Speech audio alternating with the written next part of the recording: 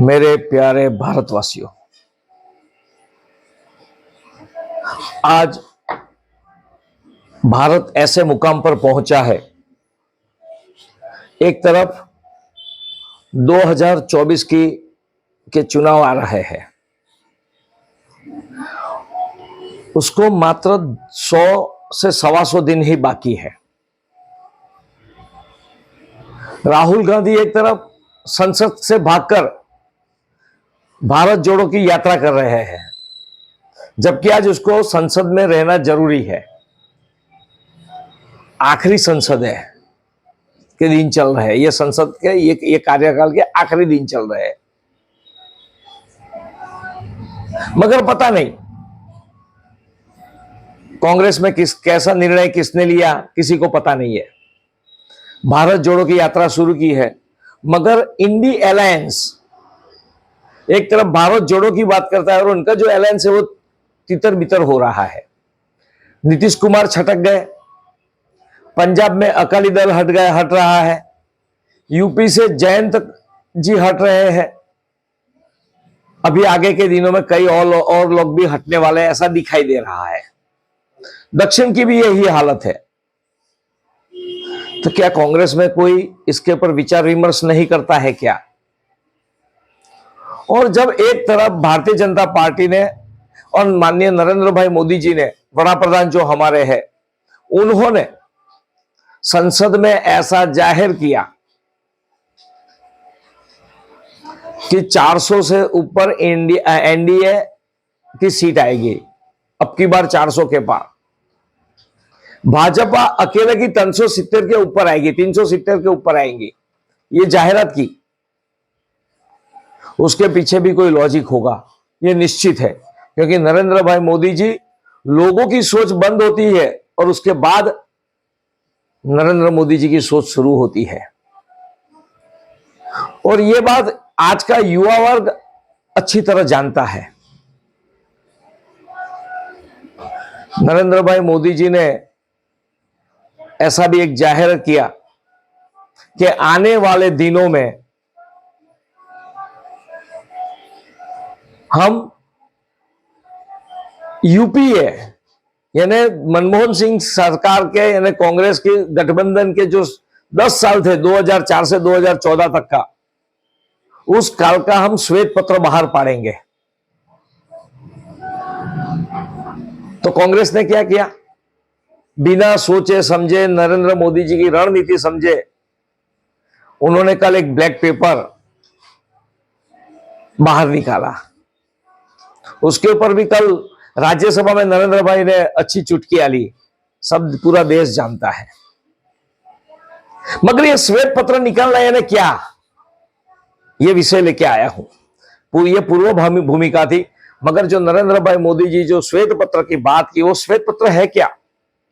श्वेत पत्र कि कोई भी सरकार हो, उसकी नीतियां, उसकी इकोनॉमिकल कंडीशन,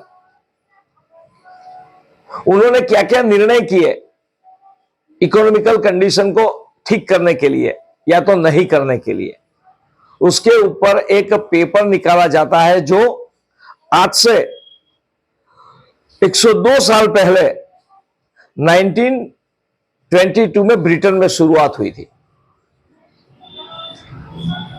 तो उस श्वेत पत्र पर यानी जो पिछला 10 साल में जो निर्णय लिया है, उसका लेखा जोखा करना, यह श्वेत पत्र में नरेंद्र भाई मोदी जी करने वाले हैं और संसद में उसकी बहस छिड़ने वाली है।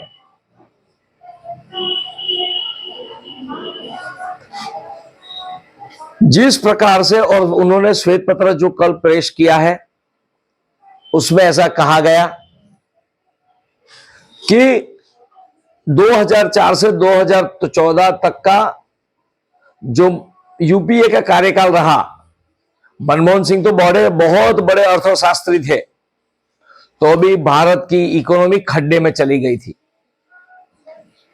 इतने बड़े इकोनॉमिस्ट, जबकि नरेंद्र भाई मोदी जी एक चाय बेचने वाले का लड़का, चाय बेचने वाला, जो ऐसा मानता है कि consumer is a king, Manmohan Singh अर्थशास्त्री है, वो ब्रिटेन और फॉरेन के जो नीति नियम है उसको ध्यान में रखकर, यानी कितना आय है कितना खर्च है वो नहीं देखते। वो लोग देखते क्या है, कितना खर्च करना है और कितनी आवक आती है, उसके आधार पर किस प्रकार से पैसा बढ़ाना और खर्च करना वो रहता है, उसके आधार पर वो तय करते हैं।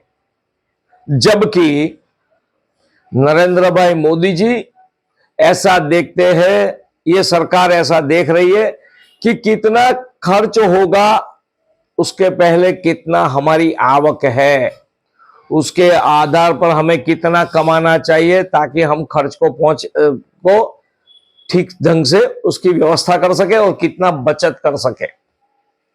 तो उसका नतीजा 2014 से 2024 तक का जो कार्यकाल खंड और 2004 से 2014 तक का कालखंड, उसका डिफरेंस उन्होंने बता दिया है। आज भारत, पहले ऐसा था, भारत की इकोनॉमी जो गिर रही थी और उसमें भी सब पूरे विश्व में 5